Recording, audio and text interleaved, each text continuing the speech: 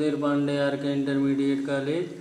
जैसा कि कक्षा 10 का राम नरेश त्रिपाठी का आज हम जीवन परिचय के बारे में पढ़ेंगे कि राम नरेश त्रिपाठी का जन्म सन 1889 ईस्वी में जिला जौनपुर उत्तर प्रदेश के अंतर्गत कोयरीपुर ग्राम में एक साधारण कृषक परिवार में हुआ था।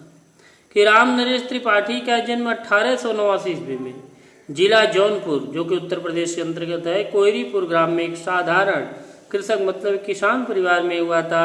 घर के धार्मिक वातावरण तथा पिता की परमेश्वर भक्ति का पूरा प्रभाव बालक राम नरेश पर से प्रारंभ से ही पड़ा था।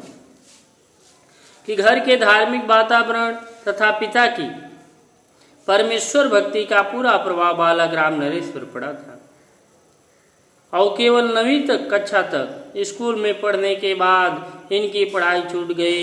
बाद में इन्होंने स्वाध्याय से अपने अध्ययन से ही हिंदी, अंग्रेजी, बंगला, संस्कृत, गुजराती का गंभीर अध्ययन किया और साहित्य साधना को ही अपने जीवन का लक्ष्य बनाया। और सन 1962 ईस्वी में इनका स्वर्गवास हो गया।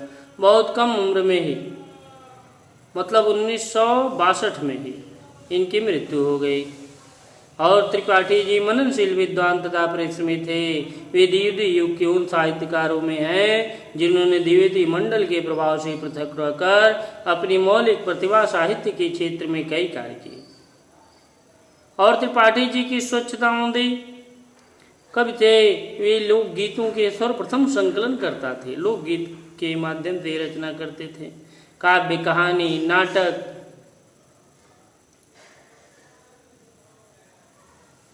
विभिन्न आलोचनाओं तथा लोक साहित्य के आदि विषयों पर इनका पूर्ण अधिकार था। त्रिपाठी जी आदर्शवादी थे।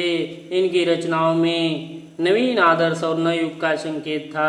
इनके द्वारा रचित पथिक और मिलन नामक खंड काव्य अत्यंत लोकप्रिय हुए थे। इनकी रचनाओं की विशेषताएं थी, उनमें राष्ट्र प्रेम तथा मानव सेवा की उत्कृष्ट भावनाएं बड़े ही सुंदर ढंग से चित्रित हुई हैं।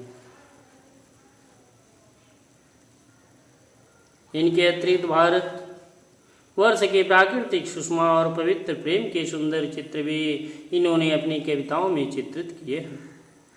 प्रकृति वर्णन के क्षेत्र में त्रिपाठी जी का योगदान उल्लेखनीय है। इन्होंने प्रकृति को आलंबन और उद्दीपन दोनों रूपों में ग्रहण किया है। इनके प्रकृति चित्रण की विशेषता है कि जिन दृश्यों का वर्णन इन्होंने किया वे इनके स्वयं देखे हुए अनुभूत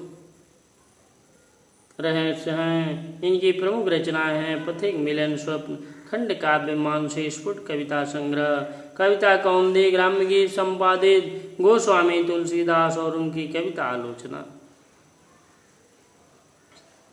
त्रिपाठी जी की भाषा खड़ी बोली है, उनमें माधुर्य और ओज है। कहीं कहीं उर्दू के प्रचलित शब्दों का प्रयोग किया है।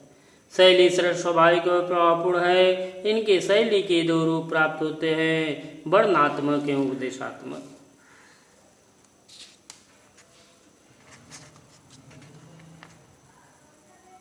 धन्यवाद।